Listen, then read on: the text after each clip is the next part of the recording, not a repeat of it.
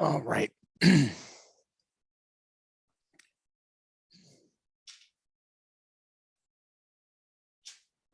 So I'm just streaming as I learn some of the fundamentals of data structures, algorithms, space-time complexity, all this sort of thing. Some of it I know, some of it I don't. I'm just trying to reinforce that learning.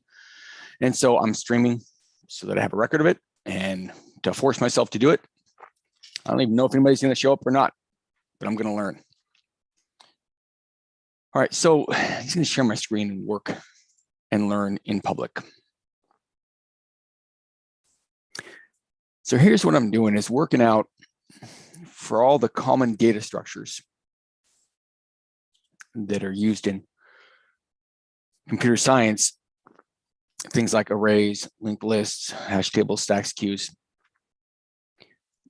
What the relationship is between the elements that we have here, what kind of operations are possible on that data, and for those operations, what are we looking at in terms of space-time complexity? I'm going to start with what I think is simple, which is arrays. We'll just figure this out. So we've used arrays a lot. I know it's a collection of items as a set. They're contiguous, they go in order. The structure relationship includes some metadata about the element that indicates its position in the collection. So let's just start writing some of that down. So relationships between data elements here. I think what we need to say here is that this is a collection of data elements or items, we call them items. And linear in structure. Each item is related to the rest in terms of its position in the collection. I'm going to put here index because I know that's what we typically call it.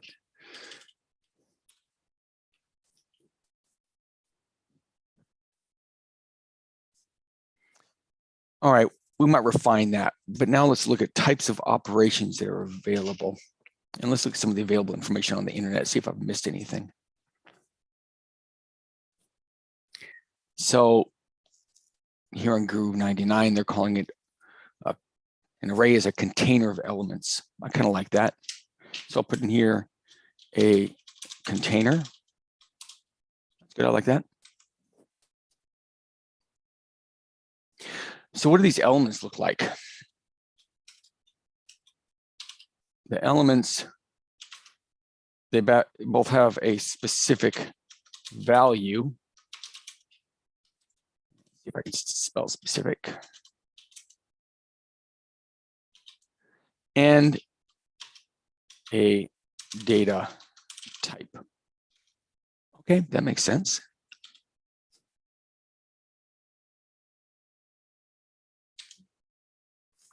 All right, let's see if there's anything we can add to this from other sources. The always convoluted and confusing Wikipedia.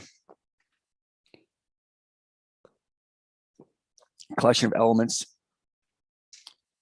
Okay, let's look at other terminology here. This is also called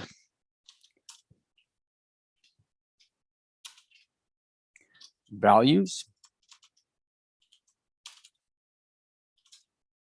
or variables. Okay.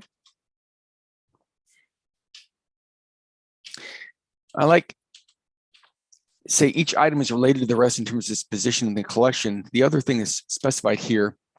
The elements are a specific value and a data type and identified by position in the, we're going to call it container. I like that. I really like the container word. I'm also going to put here index because that's what that is.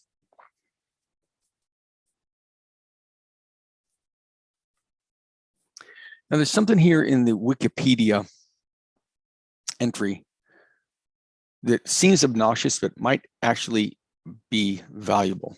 It says, an array is stored such that the position of each element can be computed from its index tuple by a mathematical formula. All right, so I'm actually just going to take that data and I'm going to work out what do they mean by that.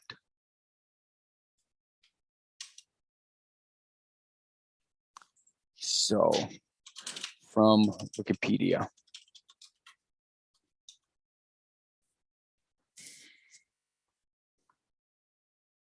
So let's look at tuple.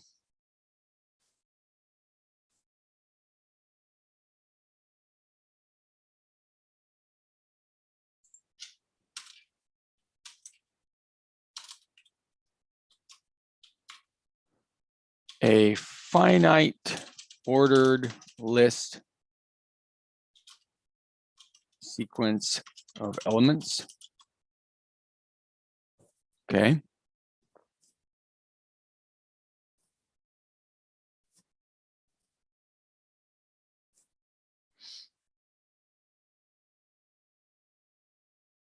Let's go back there a little bit. It says position of each element can be computed from its index tuple. All right. What is the index tuple of an element in an array?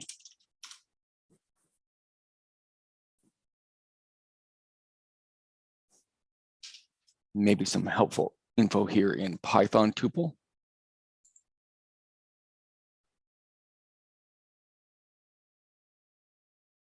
Ultimate guide to lists, tuples, and arrays.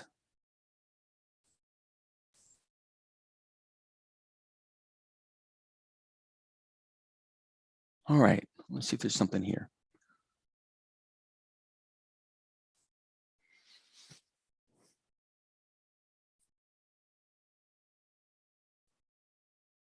I need a better explanation for tuple.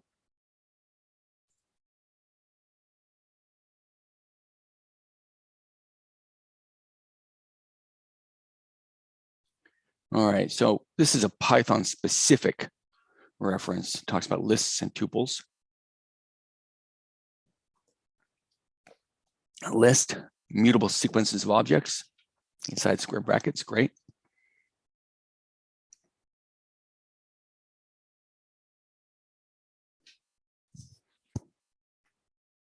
A tuple is an immutable sequence of objects, okay?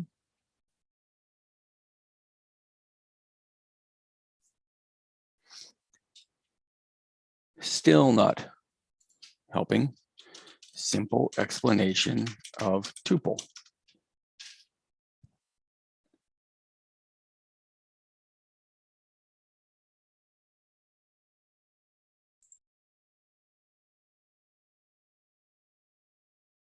All right, I may be overcomplicating this, and I keep coming around to the fact that a tuple is just a finite ordered list.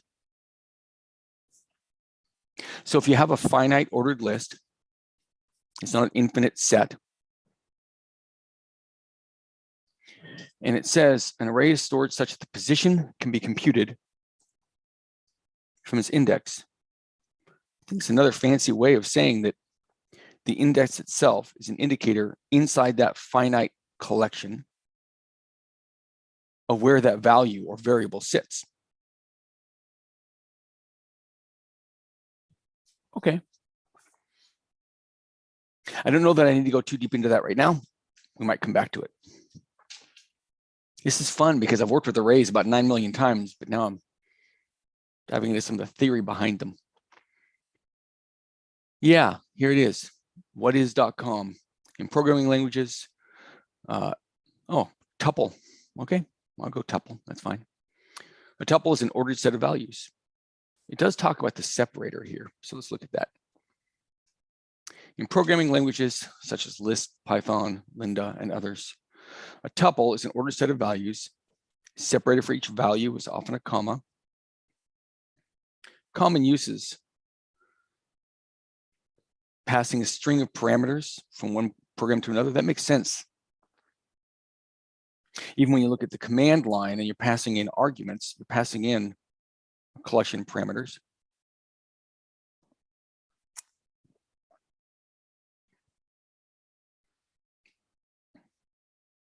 Okay. Great, that's fine. All right, so I think I got to hang on collection of data items, a container. I'm going to put an example in here. I think I'll make this a little more readable. Example of an array. My collection is going to be called A. And I could obviously do numbers 2, 4, 6, 8, 9. But I want to represent this underneath with the index in the array 0, 1, 2, 3, 4. All right. And call that I. All right, so let's talk about this in the terminology. A is my collection of data items, is my container. The elements inside it have a specific value and a data type here. That data type in fundamental terms is number. Each element is identified by a position in the container. The position is the second row. It's linear in structure. You can see that the items are a collection listed one after the other. Even the positional indicator, the index, is consecutive in order. So the relationship between any specific item to other items is defined by its index. So if we look at index 1, and we know that there are at least 3 elements, then the data element at index 1 has a defined relationship of comes after the value at index 0 and before the value at index 2. I'm actually going to write that out because I'm going to have to code this out. So in English, take the value at index 1 for example.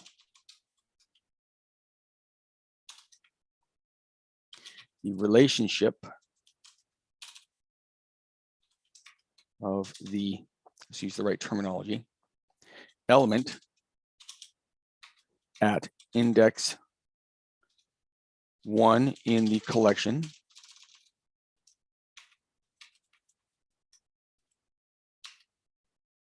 is as follows. Element 1 for shorthand succeeds, i.e. comes after.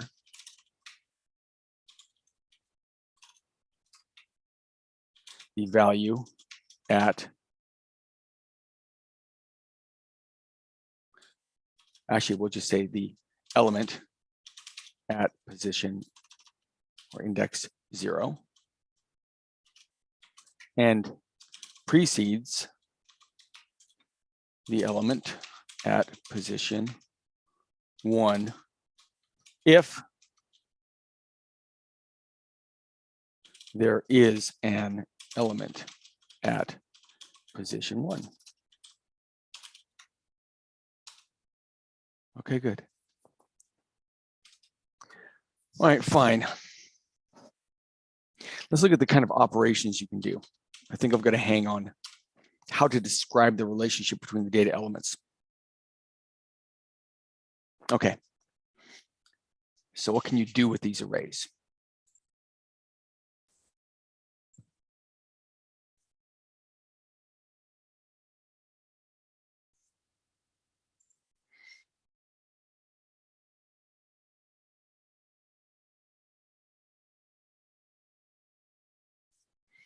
Oh, I like this. This is actually kind of nice.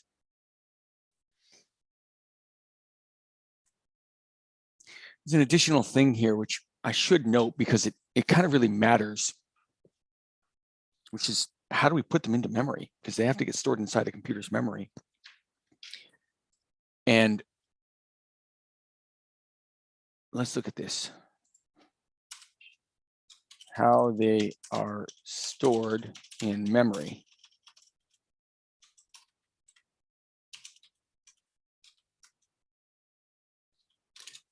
Consecutive memory locations. Okay. All right, so let's get my markdown skills here. Table in markdown.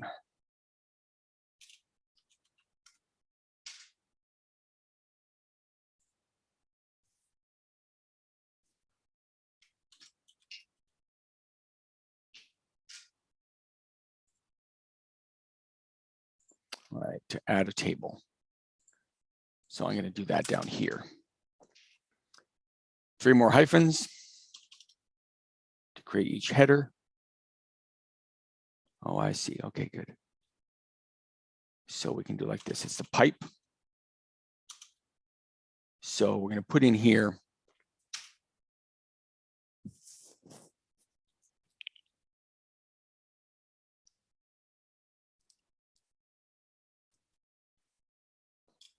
memory location.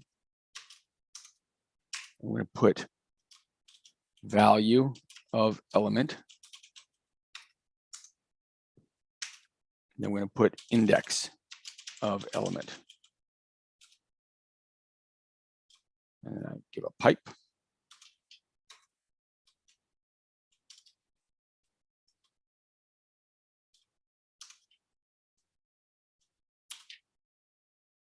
Don't know how well that's going to work out. We'll just see.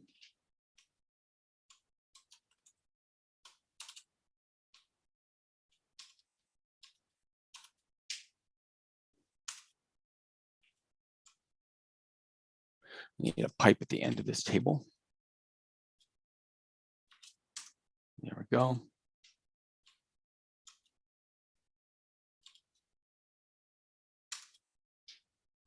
Oh, okay, good. All right. So I can start to tweak this because of the preview. I like that.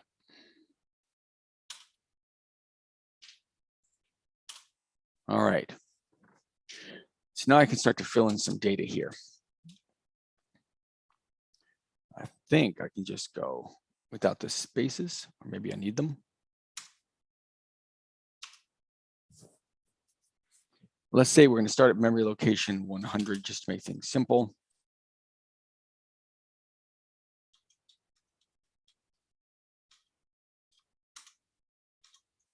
And the value here, I said it was 2. Oh, I see what it does. Fine. I'm sure there's some other way to format this a little better. I wonder if I do that and it actually automatically does it for me. And that index is 0. All right, it doesn't.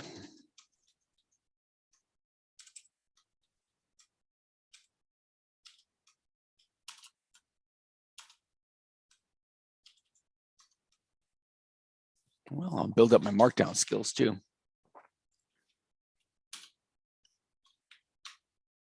There we go.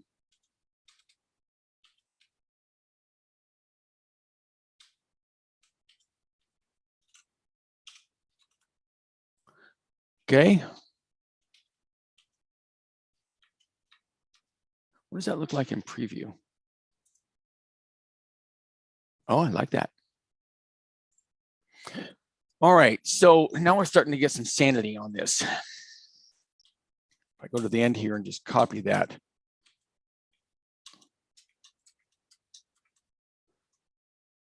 I know that in terms of memory locations, I'm going to put these in consecutive memory locations. This is starting to have some order. I like being able to visually represent this.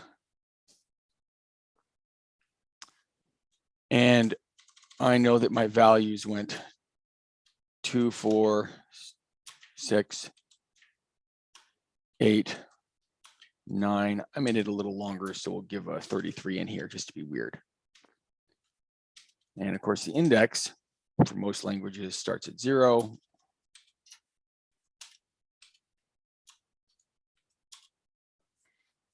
All right, so the memory location, I just want to start thinking with that.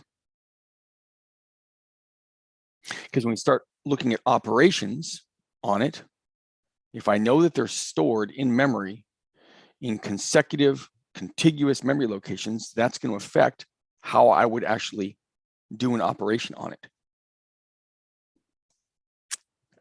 It takes it out of the abstract into very concrete and real, because they would go in real memory locations. All right. Kind of like that.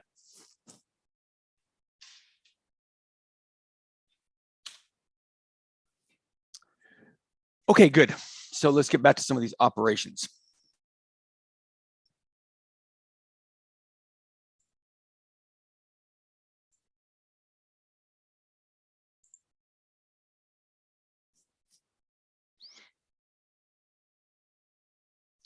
Oh, got a bunch of things in here. Rotations, arrangement, rearrangement, order. All right, one of the more fundamental operations. What are arrays and data structures? Linear data structure, okay, we've got that. Collects elements of the same data type. All right, I've seen languages that will let you do different data types, but we're looking at, in traditional computer science concepts, same data type. So collection of data items, specific value and data type. So I'll put in here, I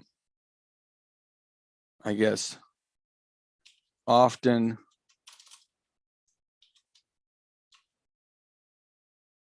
it is considered part of the definition of an array data structure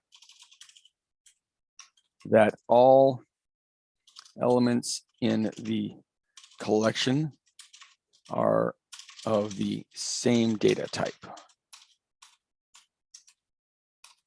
All right, fine. I know languages where that you're allowed to violate that. All right. And it goes on further to say, collects elements of the same data type and stores them in contiguous and adjacent memory locations. I like those words. I say consecutive. Okay, I like contiguous and adjacent. They're right next to each other. Good. All right, so other things about this structure here. Size of the collection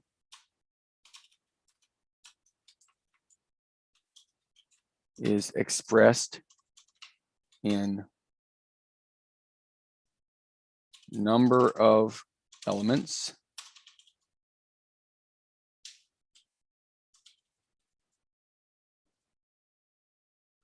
all right. This is also called length. All right.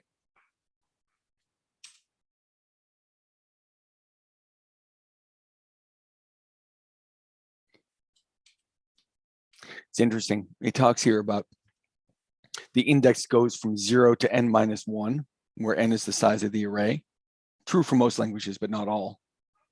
And isn't it fun when it isn't true?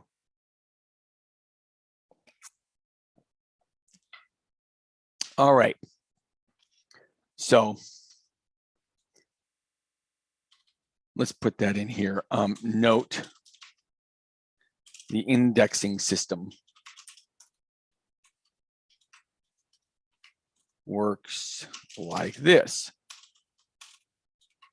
Start at index 0, go to the end of the collection. And this is a nice symbol for therefore. Although I don't know what it's going to render at in Markdown. Let's see. Doesn't change. Okay. Therefore,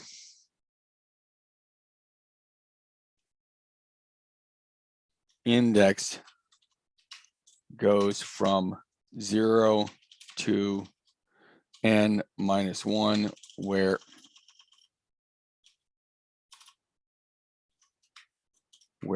n equals size of the array. All right, I kind of know that from using them all the time in most languages, but I want to document this. All right, good. What do you do with them?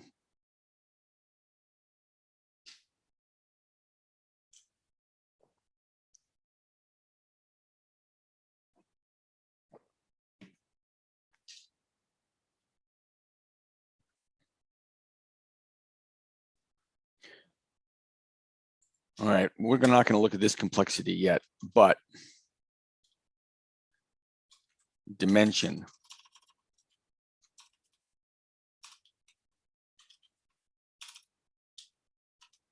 in arrays. They can be 1, 2, 3 dimensional. I know that's something I need to learn more about. We're going to start right now with just this one dimension. So I'm going to put a to do. Expand this. All right, fine. So I have an example. And so now, types of operations. Let's clean this up a little bit. So this will be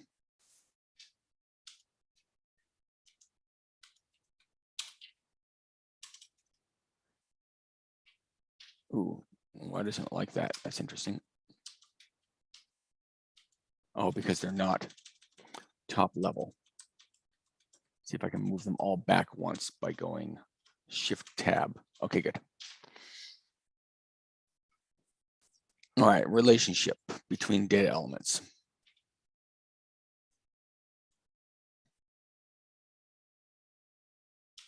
This is also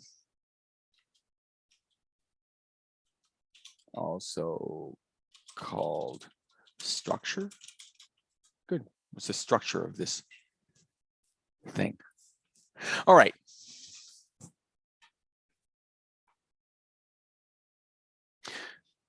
So let's go a little further down here.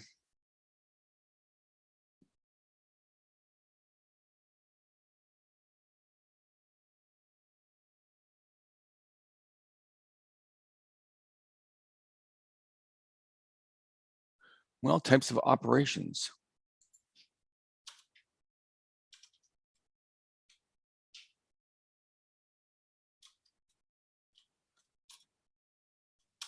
Initialize.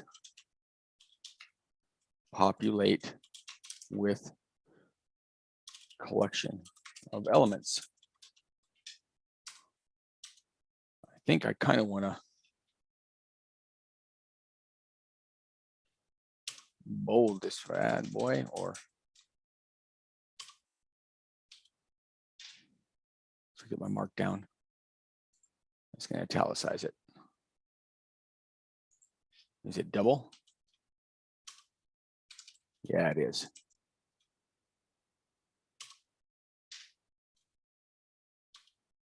All right. So I can initialize it. Let's give ourselves some room here.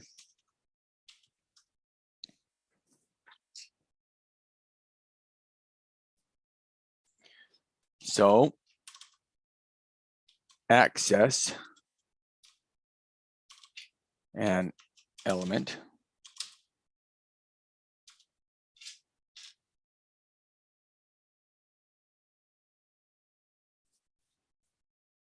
good. So other operations. Traverse the array. Insert an element into the array.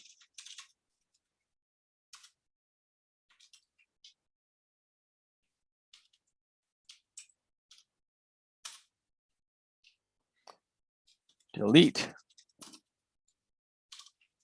an element from the array.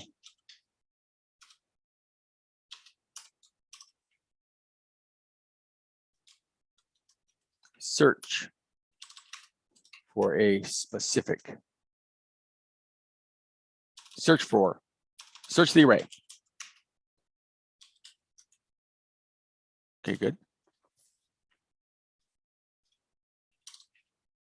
Sort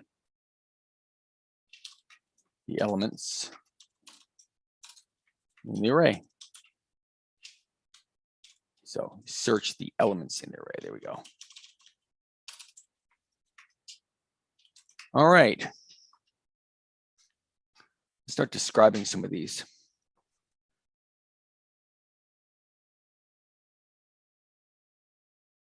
Traverse. Visit each element once. We'll expand this.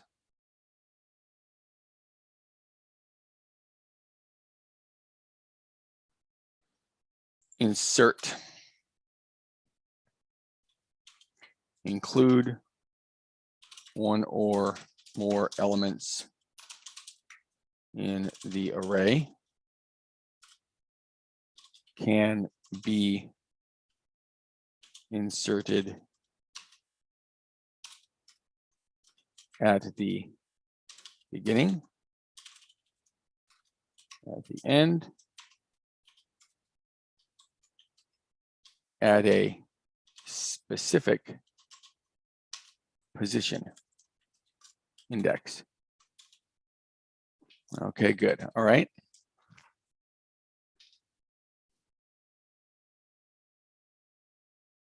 When I nail all this down, I'm just going to start building out the data structure in JavaScript and create each of these operations,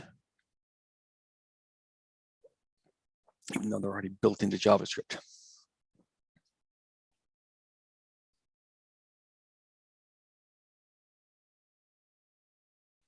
So delete, remove a specific element from the array.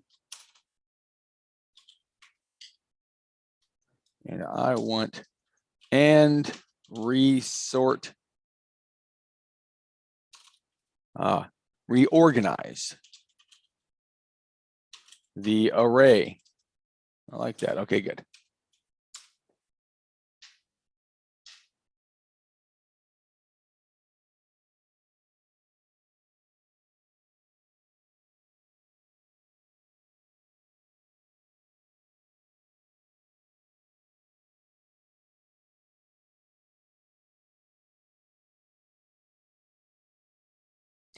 Now, this particular article specifies some nuance on that you can delete the element at the beginning and at the end. I'm going to put it down. I don't know that we're going to need to clarify that. I think the algorithm for it might be the same, but I don't know. Can add nuance to this. Remove from the beginning of the array.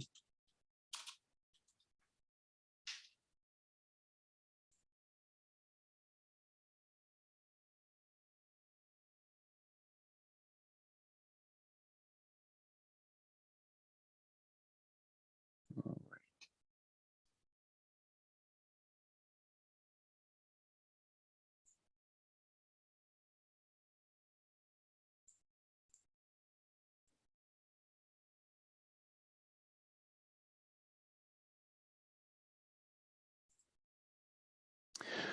Or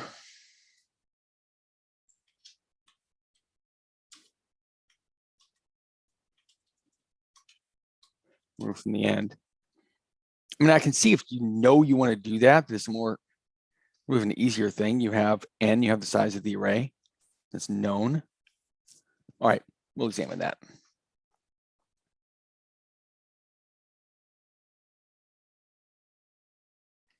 Now, in this particular article, and I'll look at others, this is find a specific element in the array. And there are two ways: linear search and binary search. This will be fun to work out. Okay.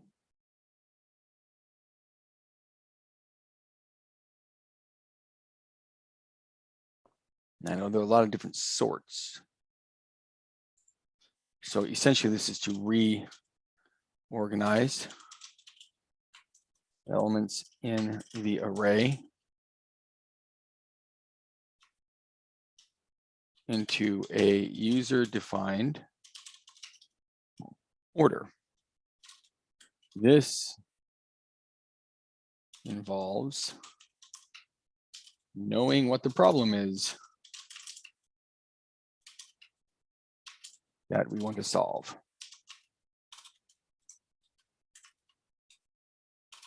All right, good. Okay. All right. I kind of like this because if I take the same approach with the other data structures, I'm going to break it down to its most fundamental parts.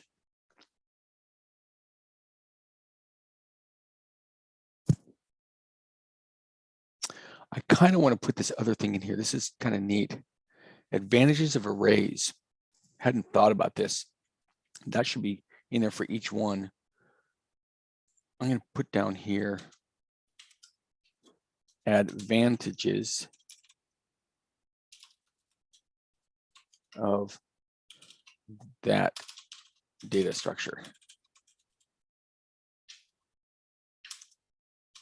Kind of like that. I'm going to put that in here above space-time complexity.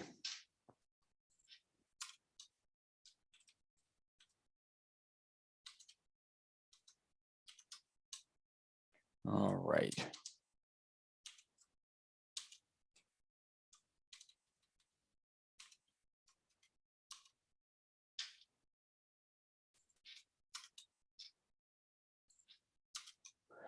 So I won't forget it. Nice double dash in there. That's great.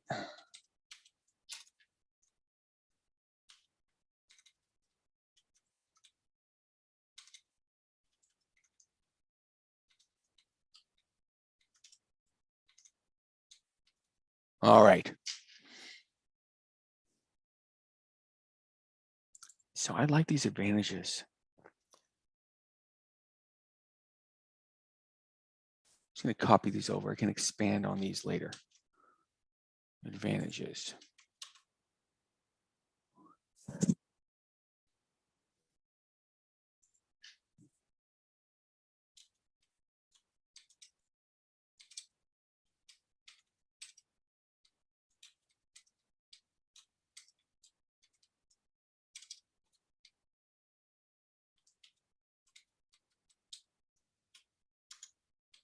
Okay.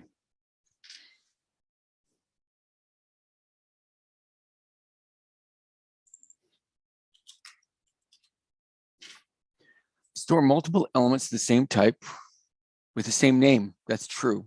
You don't have to have an individual variable name for each one. You can randomly access elements. That's true.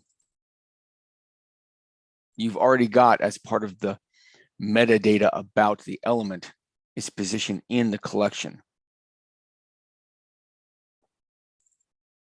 Memory is predefined. No extra memory loss. That is actually excellent. When we're looking at space complexity, they avoid memory overflow, right? Because you're not just going to have runaway loops. It'll add to them, conceivably. This is 2D arrays. We're going to look at that later. Can efficiently represent tabular data. Yeah, okay. All right.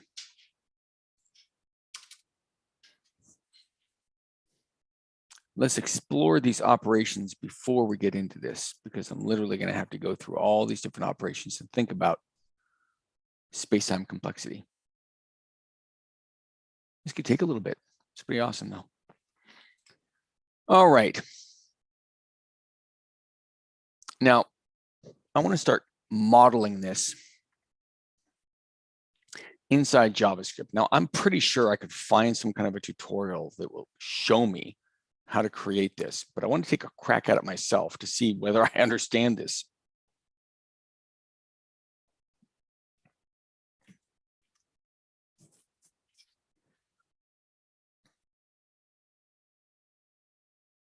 So let's pull up VS Code.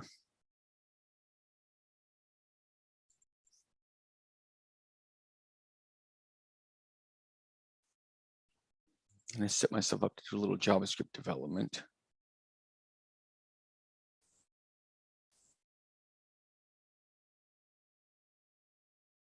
All right.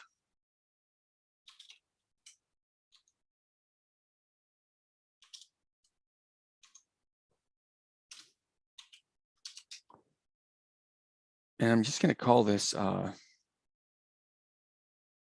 DS study for data structure study.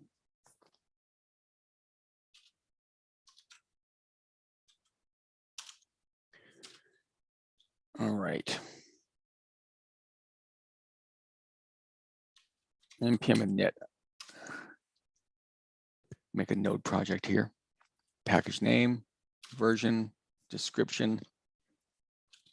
Project to practice data structure principles. Entry point, sure, index.js is fine. I'll make a repo later. Yes, that's fine. All right, let me open that.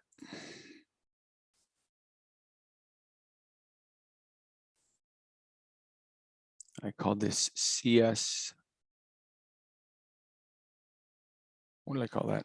Oh, DS study. Hello.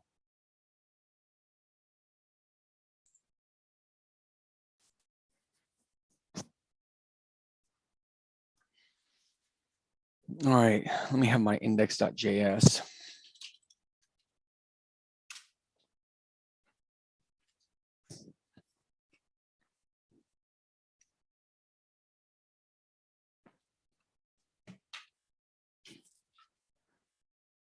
And I want to have a separate, see, I might have multiple files. So let me have a folder called array.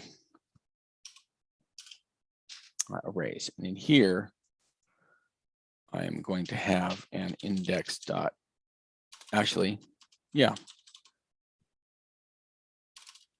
array.js. And I am going to set this up for export. So I have a const called array. So I think I'll do export default. Look up the syntax on this.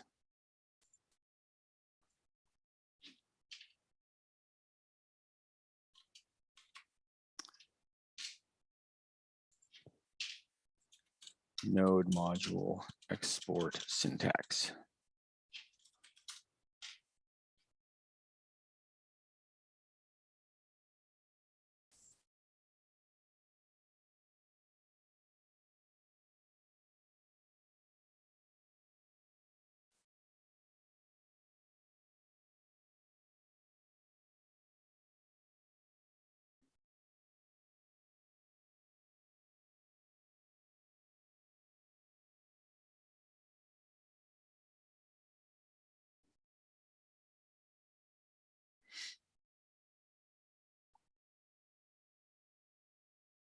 I can work this structure out later.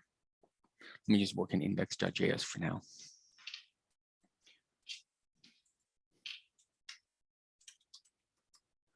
Okay, so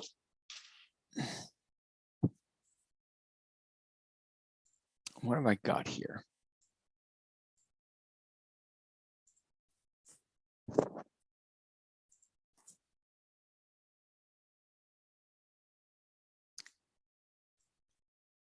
So the base item here is going to be an element. So I'm going to make a const element.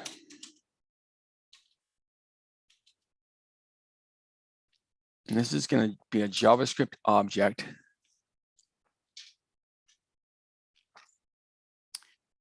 And it's going to have a property value.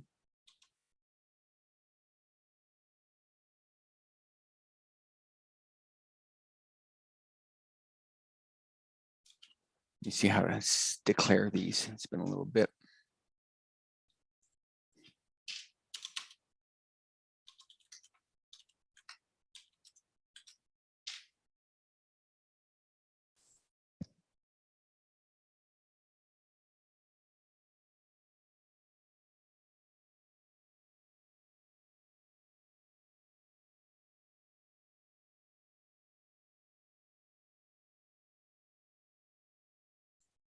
Actually,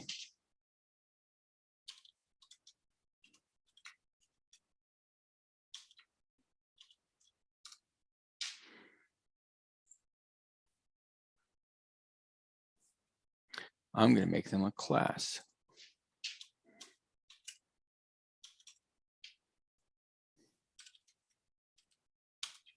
So I have a class called element. Let's take advantage of some ES6 stuff here, which means I want a constructor in here.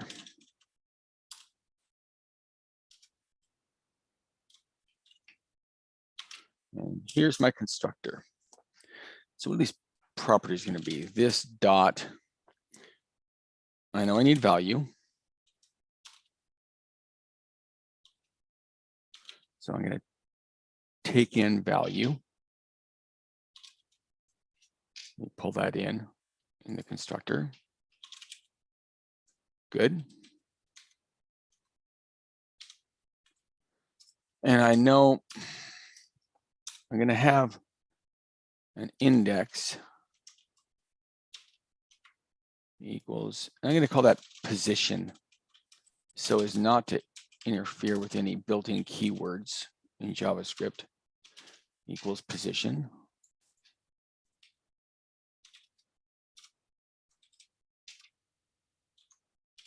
All right.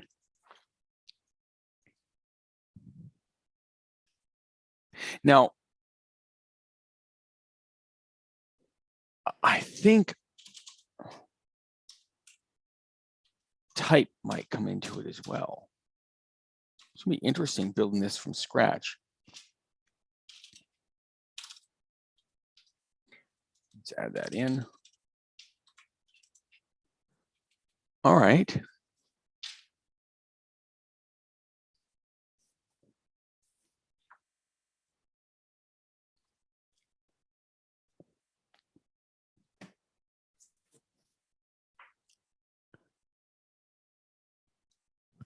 I think that should initialize an element.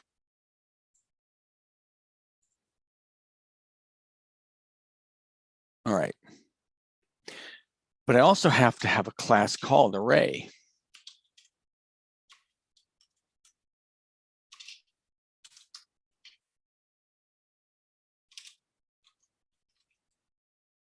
I don't know that it's going to be constructed with anything unless I want to create it as, I want to initialize to be a separate operation. I'm going to leave that alone for now. Let's start mucking around with this a little bit.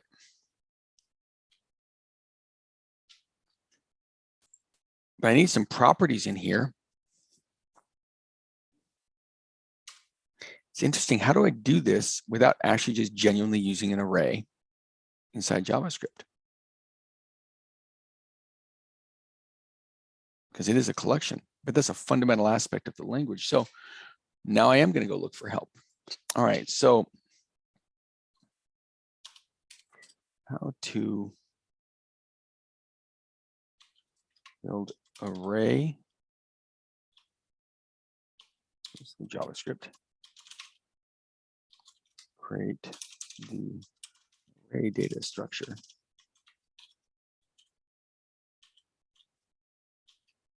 I think I'll call it plain JS, like plain JavaScript.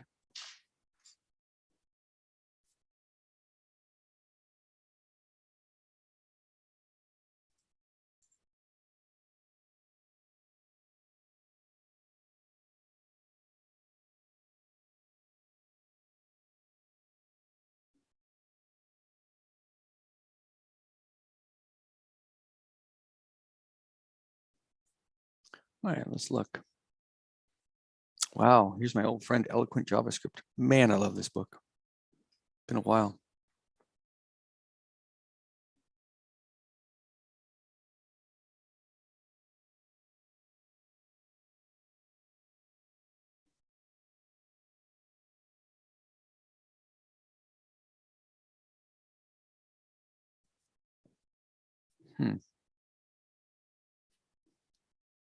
Well, I'm here to learn in public, so let's just see how it goes.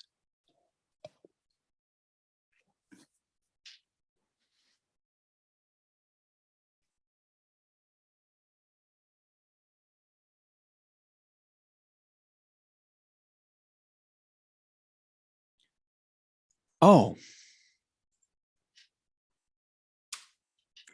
there is going to be a property of this class called array. You could call it contents or collection. So I'm going to have a constant here called the collection.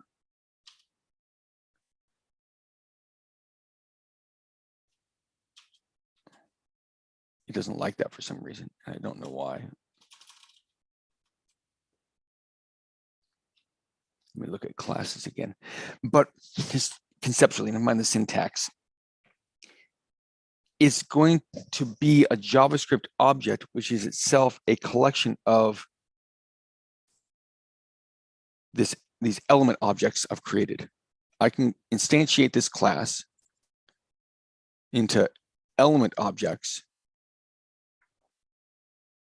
So this should be at least initialized with, I'm going to call it data. Good, the data in the array. And it is an empty collection. And what's going to go inside there is these element objects, but it starts out empty. So let's try to actually put something inside it. This first operation we're looking at is initializing it. Given a collection of elements, and now I actually have an element class. Given a collection of elements, can I create this object called an array that has a property called data, and that property is a collection of elements that are passed into it? Okay, I think we're kind of getting somewhere on this. So let's see.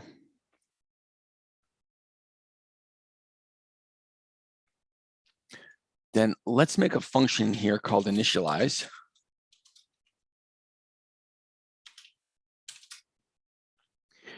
And this is going to take in a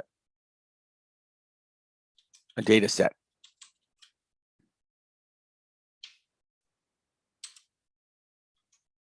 And put a comment in here. Takes in a collection of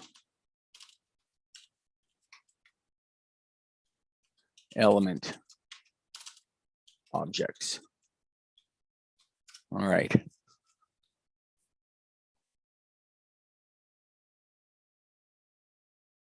Sounds like I would literally need to iterate through this data set collection and add them to the data property, which is just an empty collection of JavaScript objects. There's nothing in it. that might work. So for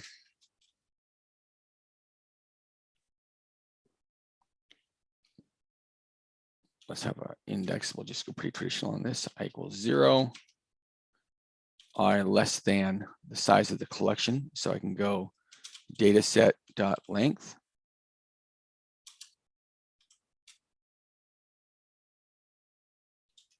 And then increment.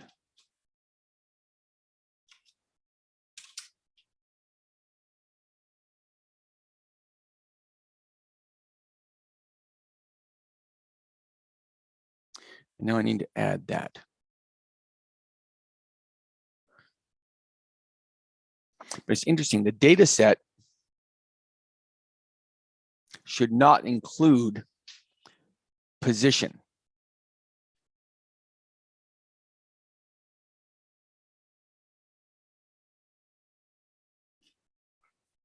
So I'm gonna have to mutate that when it comes in.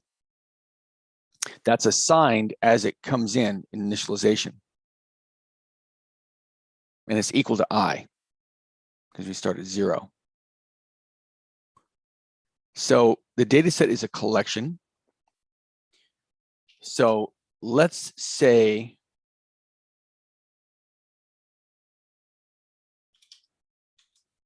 this .data.add. Can I do that?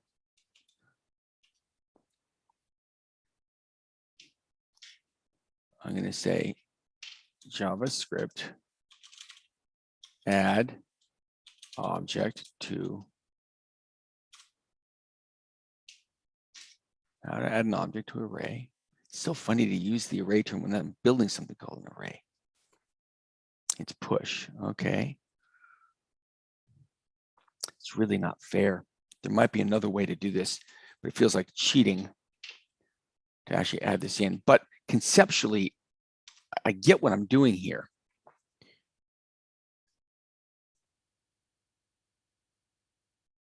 Now, this is going to be inefficient, and I know I'm going to fix it later. Just to think with this, I'm going to create a var. I'll use let item equal, I can say current.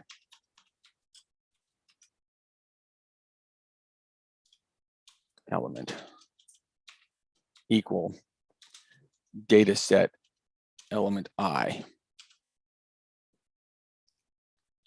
Again, I'm going to refactor that so I'm not doubling the amount of memory I need, but I can think with it. So first of all, I need to, and I don't know if I'm going to, this is going to be the way it's going to set up, but current element dot position is equal to I. Okay, so now I've set the index because position is indexing here.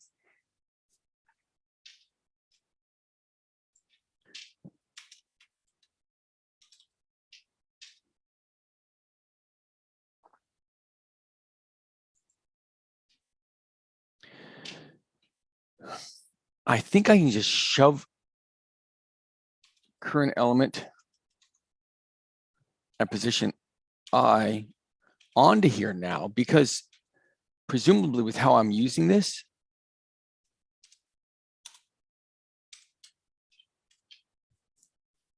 this data set, I want to mock up what the call would like. So I would do const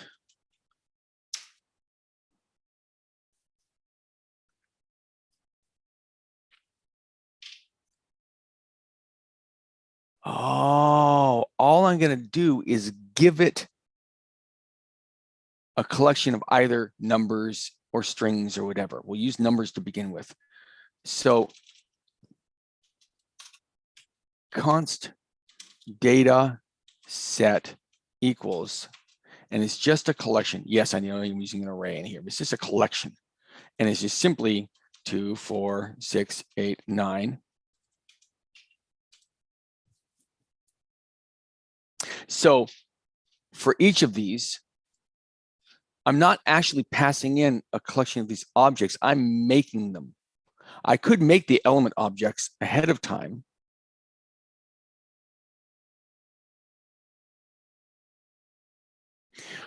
actually, I'm taking in the values, and in here, I am one after another creating element objects. I'm not passing in as the data set a pre-made collection of element objects, because I'd essentially be passing in an array.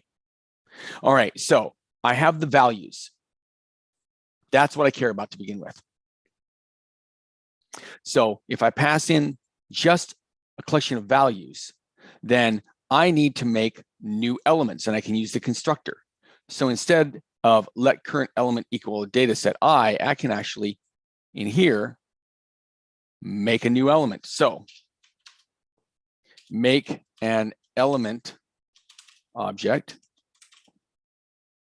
using the incoming data set collection. All righty. So, and I'll refactor this. It should all be on the push, but I can say let current element, I shall say new element.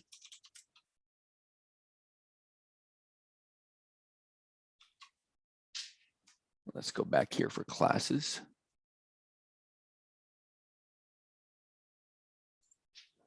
Equals new element. And I need to pass in to the constructor one, the value, which is the data set collection, the item at index I, and then position is I, and then the type.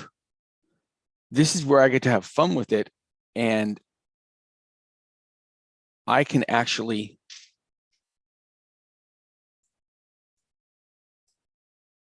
decide it. Now, I want to be able to take in not just a data set, but a type. Maybe it's an enum, doesn't matter. Whatever type got passed in, this enforces that they're all of the same type. It's going to be a string. All right. So I'm not pushing in, I'm pushing in new element.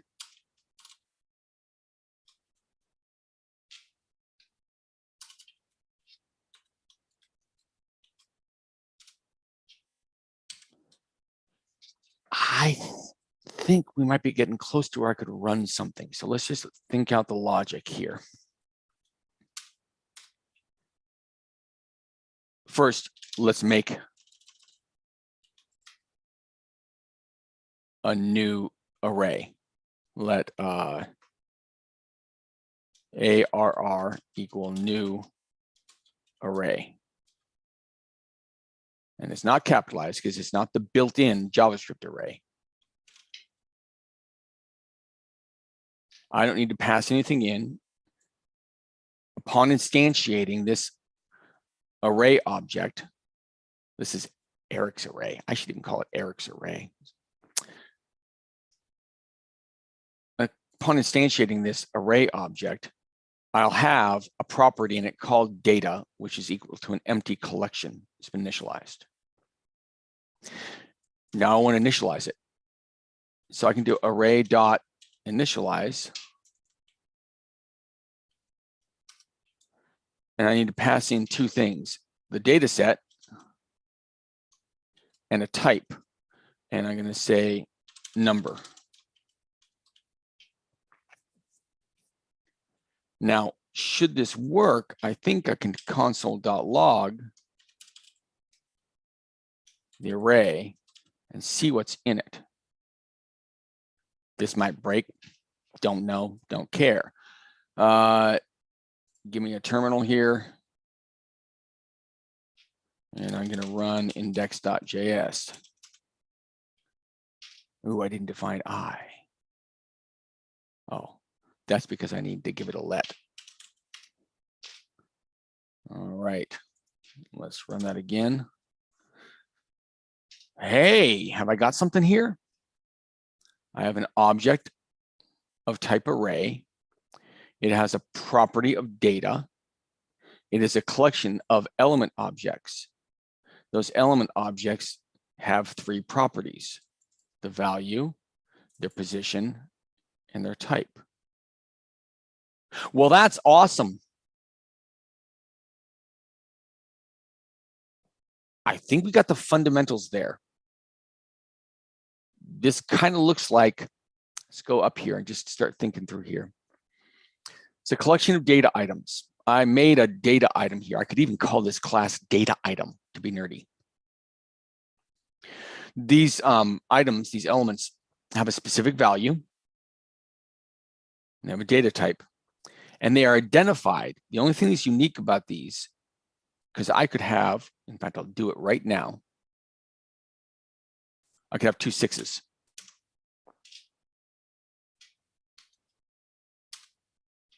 So now I have 2 6s. So the unique identifier is their position. We can call it an index, identified by position in the container. Often it's considered part of the definition of the data structure that all the elements have the same data type. I've done that here.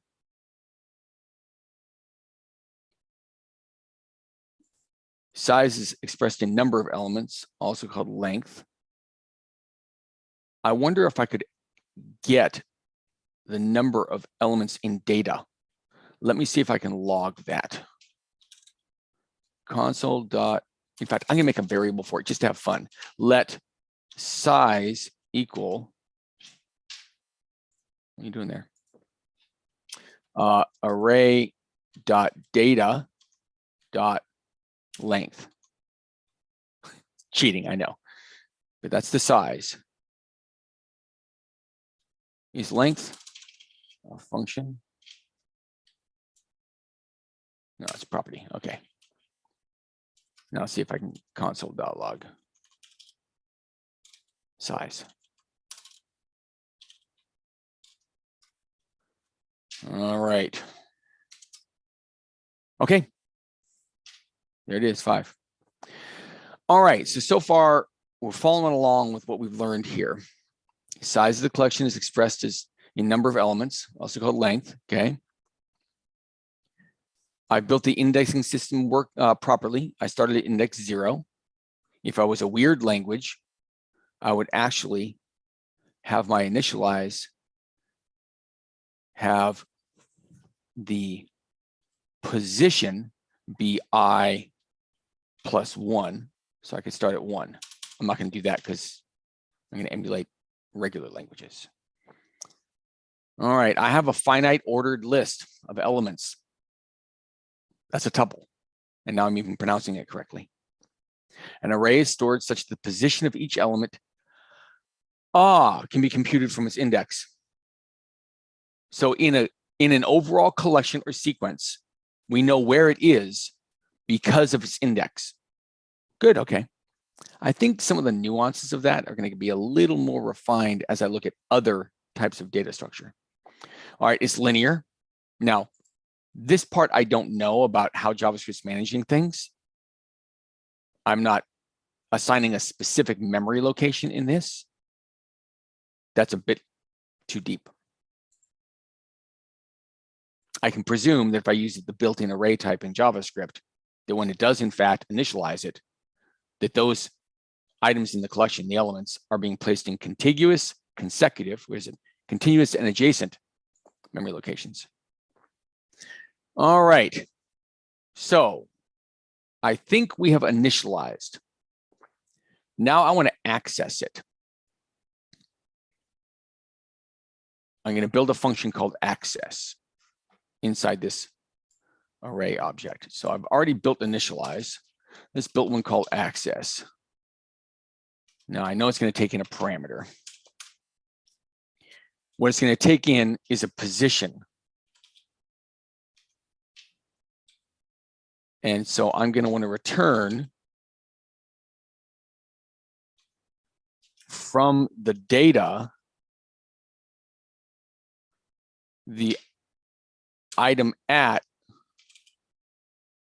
the index of position.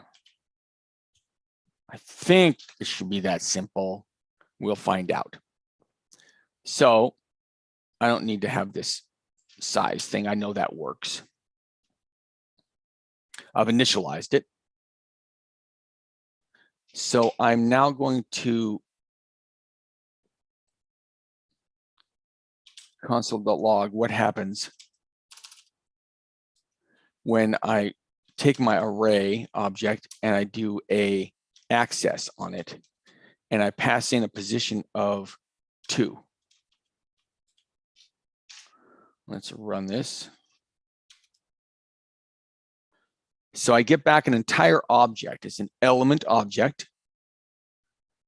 The value is 6. That's good. Of course, the position is 2 and the type is number. I think access works. Look, so access an element. Okay. All right. Let's see if we can build out traverse.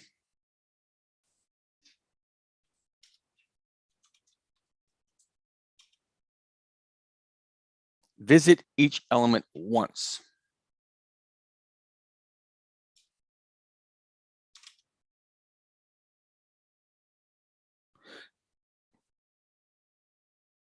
Now it's interesting. It just says visit. I don't know what I'm going to do with it.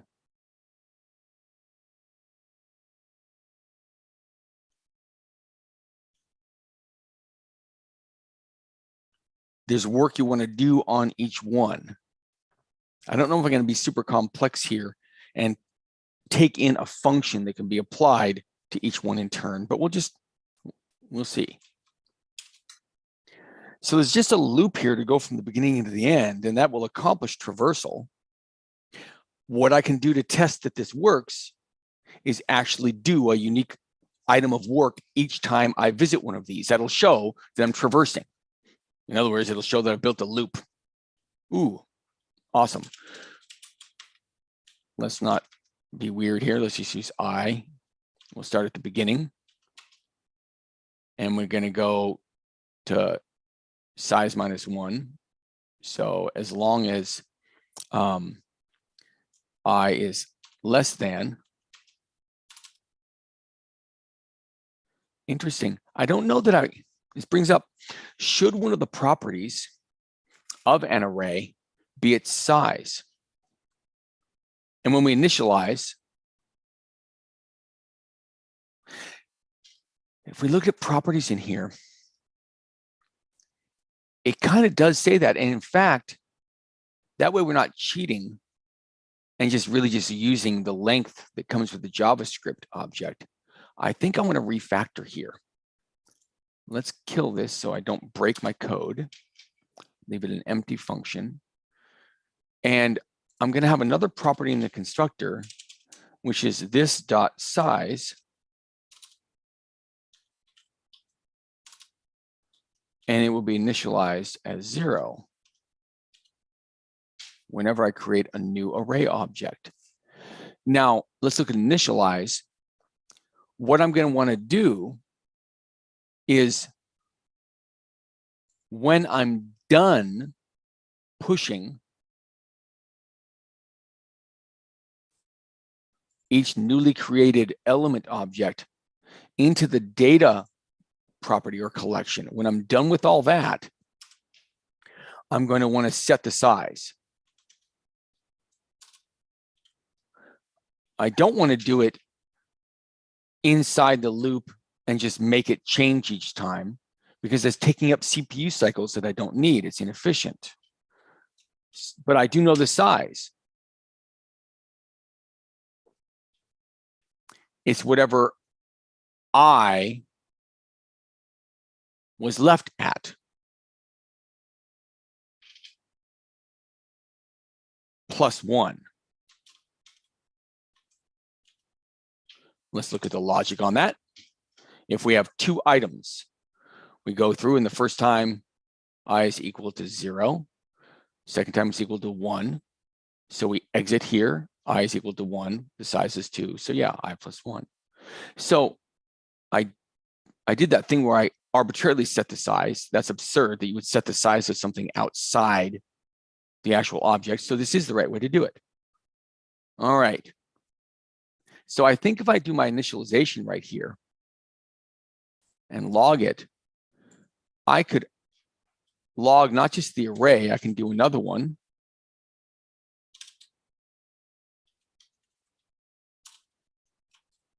And I can just call the size property. And it should, I don't need the access anymore. I know that works. Let's run this. I broke something, line 39. Let's see what I broke. I is not defined. All right, so I'm down here inside line 24. Oh, it's because I'm outside and I define it here. So I do in fact need, I might need to set it each time, which is odd. Is there a way not to have to do that? There frankly isn't, without using a variable outside of the loop. Why take up another location in memory? We're already going to have a location in memory for the size property. We're already going to have a location for I, which is going to change every iteration. So yeah, at the end of it, of each loop, we're going to set size. And of course, it's going to be I plus 1. Yes, it adds one CPU operation. Might be interesting to explore if that's the most efficient way to do it. If I use, so this alternative, if I have a variable called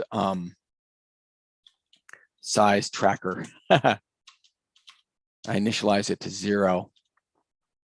And then every single time here, let's comment this out. I go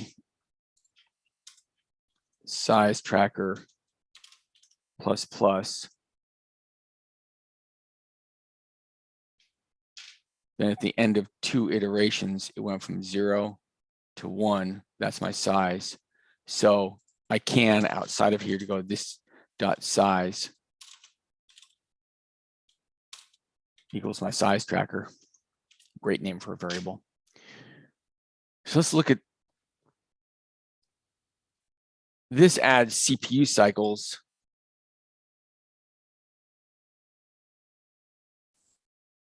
And this approach also adds another variable, because I'm going to have to do the iteration anyway. So why use extra space? This variable is unneeded. Never mind the size tracker approach. Let's kill that. Kill the size tracker iteration and leave this approach.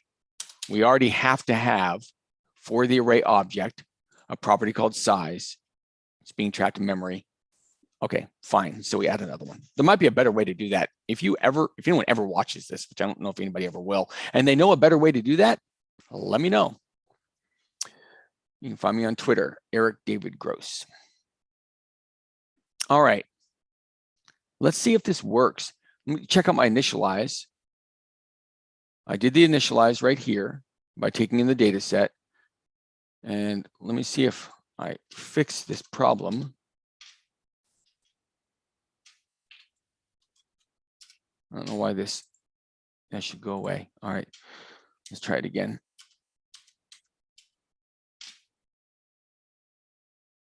All right, it is logging it right there. All right, good. So nice little bit of refactoring there. What I was working on though is traverse. Good. And we came to this because I want to do some sort of work each time I go through it. I do have a size property. So I can go for let I equals 0.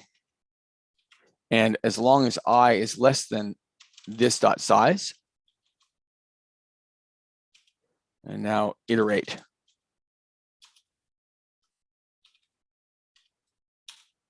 All right. So that is my traversal right there. do some work to demonstrate the traversal.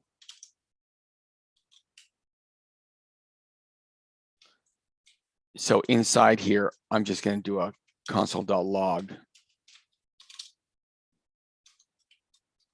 And I just want to see the index. So I'll say this.data.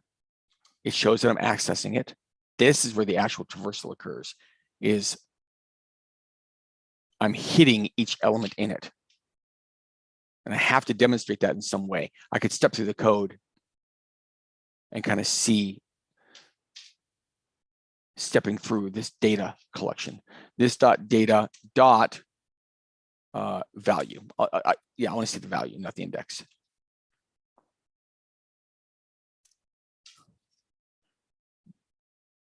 Oh, wait.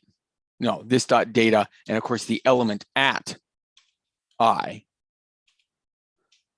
And for that element, I want the value. There we go. All right. So let's look at this before I even run the code. If I run traverse, I'm going to set up a loop that will run n-1 times size -1 times, and it's size -1 because I have less than right here, not less than or equal to.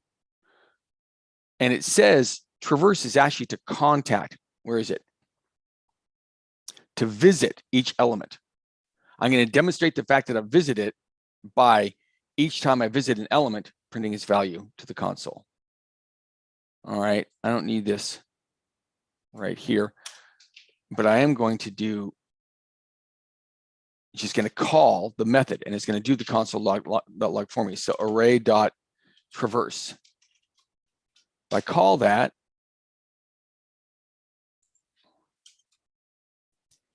there it is, printing off the value. I've demonstrated that I can touch each one. Now, let's raise this and verify. Here's my array object. It contains a property called data, which is itself a collection of element objects. The proof that I have gone into the array called R, it's a pirate array. I know that pun was unforgivable. But the proof that I've gone through this object called array is that inside the data property, I've been able to, for each one of them, grab the value and put it on the screen in the console. I think that's traverse. I think that's traverse. I have demonstrated that I've visited each element once.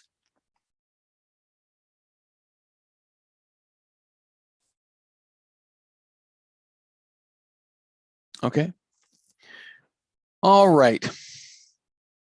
Now, insert. This gets a little more complex. All right. It's about 10:50 on the West Coast where I am. I think I'm going to pick this up in another stream. Even if this never ends up helping anybody else, and I hope somehow it does, it really helped me to kind of just sort this out. And it's odd. I mean, I've used arrays for 40 years since I learned BASIC.